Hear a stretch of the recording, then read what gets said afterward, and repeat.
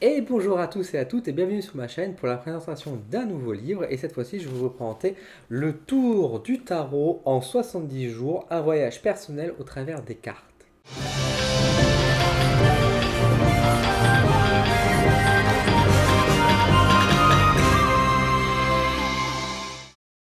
Alors, on se retrouve avec un épais bouquin, un livre assez épais. Donc, Le Tour du Tarot en 78 jours, un voyage personnel au travers des cartes, par Marcus Katz et Tali Gounwind, qui est sorti donc aux éditions Arcana Sacra, donc de chez Alliance Magique. C'est un livre qui est bien épais, qui fait plus de 600 pages, exactement, je crois qu'il fait même dans les 666 pages, donc voilà, 666 pages. Voilà, c'est pas forcément un chiffre agréable, mais pourquoi pas. Et au prix de 24 euros. Alors là, déjà, 24 euros pour un livre de 666 pages, qui est en couleur, qui est richement illustré, enfin, qui est vraiment. Enfin, voilà, comment il est écrit, c'est pas cher. Hein, on va pas se mentir, c'est vraiment un livre qui est vraiment pas cher.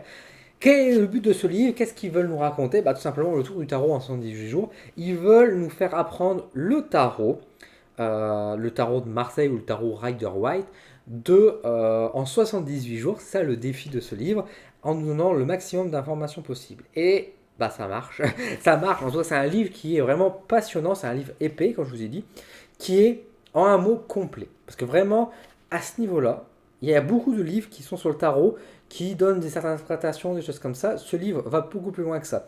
Au-delà de donner l'interprétation, ça va donner aussi le sens de la symbolique et comprendre comment fonctionne le tarot.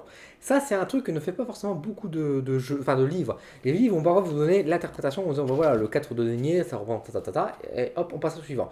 Après, l'arcane majeur, etc., etc. Ce livre va plus loin. Ce livre va donner, bien sûr, l'explication, l'interprétation possible de la carte sur le domaine à la fois donc de la carrière, des finances, sur le plan de la santé, des relations, du voyage et des modes de vie, des études, de la spiritualité et du développement personnel. Donc déjà, on voit que c'est déjà très complet en termes d'interprétation.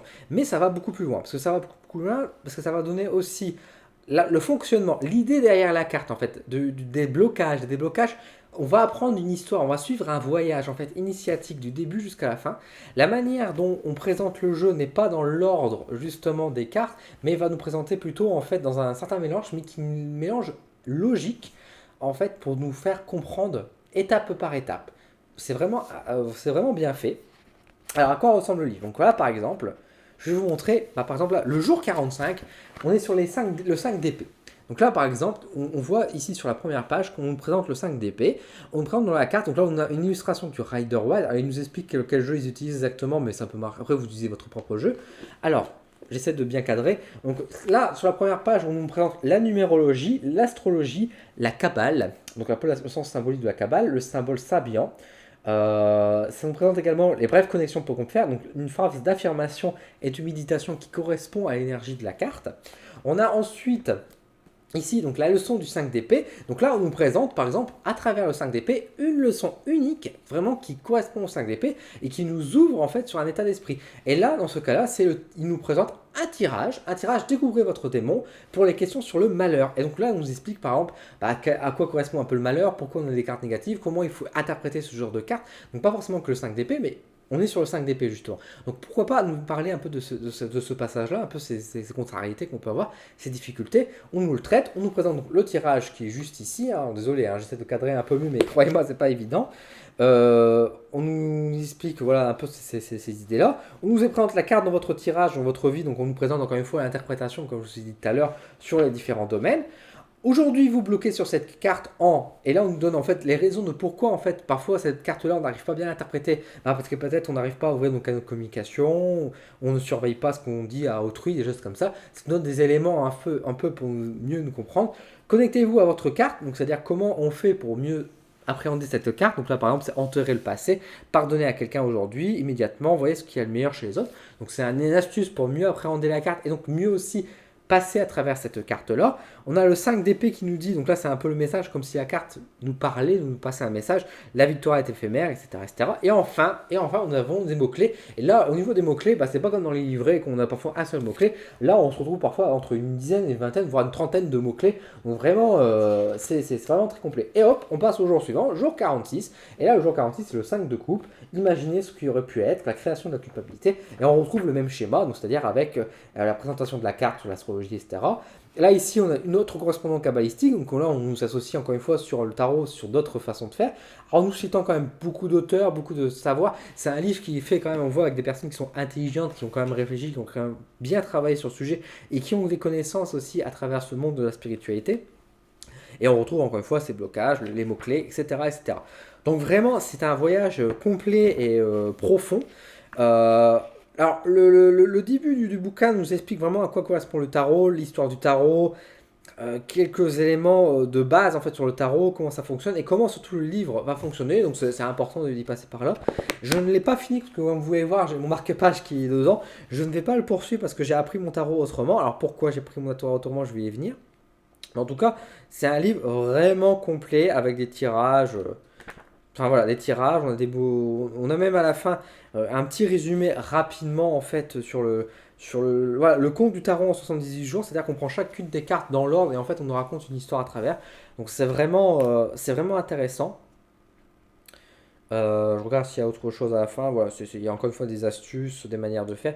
Donc vraiment un livre vraiment très très complet. Si vous souhaitez apprendre le tarot, je pense que c'est un très bon livre pour apprendre. Alors maintenant, ça reste, on va dire, limite arrive sur le niveau du livre, comme pour moi. C'est pour ça que quand moi j'avais commencé à travailler sur ce tarot-là pour apprendre, le truc c'est que moi je n'ai pas forcément le bagou scolaire. On va dire. Moi je suis un peu, j'en ai un peu marre de la façon de faire un peu éducative, un peu scolaire. Et donc c'est vrai que apprendre à travers un bouquin, un livre, et puis devoir noter par exemple sur un bouquin, sur un livre à part, pour pouvoir travailler le tarot, refaire ça, les exercices un peu sur le côté, c'est quelque chose que j'ai beaucoup de mal aujourd'hui. Moi la manière dont je travaille le tarot, c'est directement dans la pratique, dans l'oral aussi, dans le partage. Et je m'aperçois que j'apprends beaucoup plus facilement le tarot et travailler le tarot avec d'autres personnes en discutant sur qu'est-ce qu'on en pense de ce tarot, à quoi correspondent ces cartes-là, et faire des ateliers un peu en commun avec d'autres personnes et donc travailler sur l'interprétation possible, ça me permet de mieux comprendre parce que moi je suis plus auditif et plus peut-être visuel aussi, plutôt que vraiment sur de la lecture. Donc ça c'est pour ça que moi je ne peux pas continuer ce livre qui est pourtant très bien, hein, vraiment je critique pas, mais encore une fois ça dépend. Si votre manière de travailler, c'est, on va dire, très scolaire, ce livre est un petit bijou, une petite bible, hein, qui peut vraiment vous donner beaucoup d'idées et beaucoup d'aide.